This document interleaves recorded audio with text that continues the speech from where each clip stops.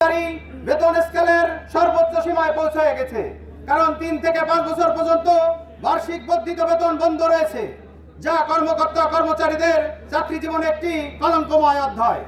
এ সকল বিষয় বিবেচনায় এনে কর্মকর্তা কর্মচারীদের জীবনমান উন্নয়ন সহ বৈষম্য দূরীকরণের জন্য বর্তমান অন্তর্বর্তী সরকার নবম পে স্কেল গঠন করেন এবং বাস্তবায়নের অঙ্গীকার করেন।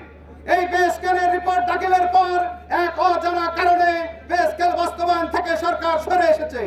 সরকারের কাছে আমাদের আবেদন, 31শে জানুয়ারির মধ্যে নবম পে স্কেল বাস্তবায়নের জন্য গ্রেড করতে হবে। নতুবা সারা বাংলাদেশের কর্মচারীরা দুর্বার আন্দোলন করে তুলবে।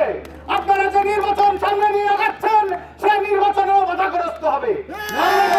কর্মচারীরা এক হই, রাজপথে নেমে আসি, তাহলে আপনি যত বড়ই উপদেষ্টা হন না কেন আমাদের নিয়ে এই সরকার পরিচালনা করতে পারবেন। আমাদের বাইরে যে আপনি কোনো সরকার পরিচালনা করতে পারবেন না। আপনি যদি কোনো দুঃসাহস দেখান